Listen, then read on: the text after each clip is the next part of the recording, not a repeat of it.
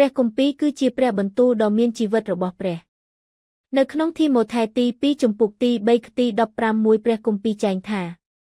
ព្រះគម្ពីរទាំងអស់ត្រូវបានប្រទានដោយការបំផុសគំនិតពីព្រះហើយមានប្រយោជន៍សម្រាប់ការបង្រៀនការស្ដីបន្ទោសការកែតម្រូវនិងការបណ្ដុះបណ្ដាលក្នុងសេចក្ដីសុចរិត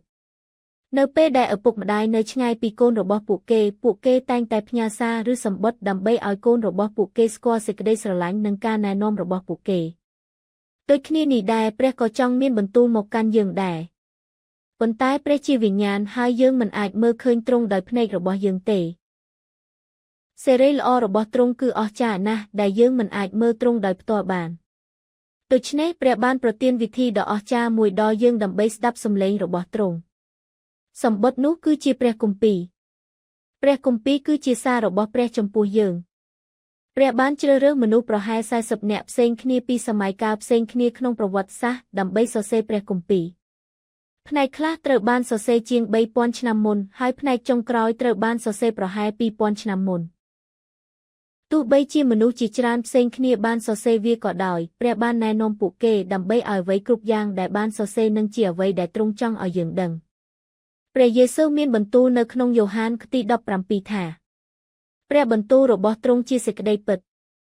រាប់រយឆ្នាំមុនព្រះយេស៊ូវប្រសូតមកព្រះគម្ពីរបានប្រាប់រួចហើយអំពីរឿងពិសេសដែលនឹងកើតឡើងនៅក្នុងជីវិតរបស់ទ្រង់ហើយរឿងទាំងអស់នោះបានកើតឡើងយ៉ាងពិតប្រាកដដូចដែលព្រះគម្ពីរបានមានបន្ទូលមានហេតុផលមួយទៀតដែលយើងដឹងថាព្រះគម្ពីរជាការពិតនៅពេលដែលនរណាម្នាក់ជឿលើព្រះយេស៊ូវហើយសុំទ្រង់អត់ទោសបាបរបស់ពួកគេជីវិតរបស់ពួកគេចាប់ផ្ដើមផ្លាស់ប្ដូរមនុស្សជាច្រើននៅជុំវិញពិភពលោកបានជួបប្រទះនឹងការផ្លាស់ប្ដូរដ៏អស្ចារ្យនេះ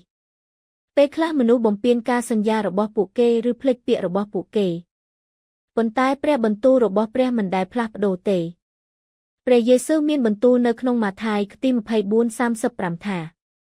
ផ្ទៃមេឃនិងផែនដីនឹងកន្លងផុតទៅប៉ុន្តែពាក្យរបស់ខ្ញុំនឹងមិនកន្លងផុតទៅឡើយព្រះបន្ទូលរបស់ព្រះគឺអស់កលឹបជានិច្ចមនុស្សមួយចំនួននៅក្នុងប្រវត្តិសាស្ត្របានព្យាយាមបញ្ឈប់ព្រះគម្ពីរអ្នកខ្លះបានព្យាយាមដុតវាឬបំផ្លាញវាប៉ុន្តែសព្វថ្ងៃនេះព្រះគម្ពីរនៅតែត្រូវបានអានទូទាំងពិភពលោកវាត្រូវបានបកប្រែទៅជាភាសាច្រើនជាងសៀវភៅដទៃទៀតព្រះគម្ពីរមានសៀវភៅចំនួន66ក្បាលហើយសៀវភៅនីមួយបង្រៀនយើងអំពីព្រះនៅក្នុងគម្ពីរយូដាសទី1ខទី3ព្រះគម្ពីរចែងថាយើងគួរតែស៊ូដើម្បីជំនឿនេះមានន័យថាយើងត្រូវតែកាន់ខ្ជាប់នូវអ្វីដែលព្រះបង្រៀនយើងព្រះគម្ពីរគឺជាគ្រឹះសម្រាប់ជីវិតរបស់យើងតាមរយៈព្រះគម្ពីរយើងរៀនថាយើងជាមនុស្សមានបាបតាមរយៈព្រះគម្ពីរយើងរៀនអំពីព្រះយេស៊ូវគ្រីស្ទដែលសង្គ្រោះយើងហើយតាមរយៈព្រះគម្ពីរយើងរៀនពីរបៀបរស់នៅជីវិតថ្មីរ៉ូមទី1ខទី15មួយចែងថាដំណឹងល្អគឺជាឫទ្ធានុភាពរបស់ព្រះសម្រាប់សេចក្តីសង្គ្រោះដល់អស់អ្នកដែលជឿក្មេងប្រុសម្នាក់នៅក្នុងព្រះគម្ពីរឈ្មោះធីម៉ូថេបានរៀនព្រះគម្ពីរពីម្ដាយនិងជីដូនរបស់គាត់នៅពេលគាត់នៅក្មេង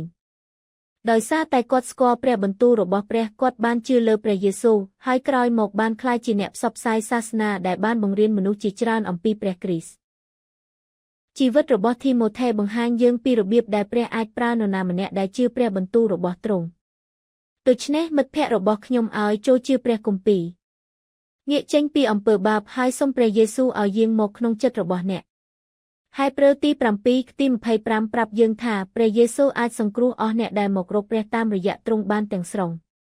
ដូច្នេះតើយើងអាចស្វាគមន៍ព្រះយេស៊ូវចូលក្នុងចិត្តរបស់យើងដោយរបៀបណាដំបូងយើងត្រូវតែអានព្រះគម្ពីរពេលមានអ្នកណាអានវាឲ្យយើងស្ដាប់យើងគួរស្ដាប់ដោយយកចិត្តទុកដាក់ព្រះជាម្ចាស់ចង់ឲ្យយើងអានព្រះបន្ទូលរបស់ទ្រង់ជាញឹកញាប់ហើយគិតអំពីវាជារៀងរាល់ថ្ងៃទី2យើងត្រូវជឿលើព្រះគម្ពីរសូម្បីតែពេលដែលយើងមិនយល់អ្វីទាំងអស់ក៏ដោយយើងទុកចិត្តថាព្រះបន្ទូលរបស់ព្រះជាម្ចាស់ជាសេចក្តីពិតទី3យើងត្រូវរៀនព្រះគម្ពីរពេលយើងបន្តរៀនព្រះបន្ទូលរបស់ព្រះជាម្ចាស់វានៅក្នុងចិត្តរបស់យើងជាយូរមកហើយចុងក្រោយយើងត្រូវគោរពតាមព្រះគម្ពីរពេលយើងគោរពតាមអ្វីដែលព្រះជាម្ចាស់មានបន្ទូលយើងអាចរស់នៅដោយមានសុភមង្គលពិតមិត្តភក្តិរបស់ខ្ញុំសង្ឃឹមថាអ្នកនឹងនិយាយចេញពីចិត្តរបស់អ្នកថាខ្ញុំស្រឡាញ់ព្រះបន្ទូលរបស់ព្រះជាម្ចាស់ខ្លាំងណាស់ ចូលយើងអានព្រះគម្ពីរជារៀងរាល់ថ្ងៃហើយជួបគ្នាដោយរីករាយនៅសប្តាហ៍ក្រោយ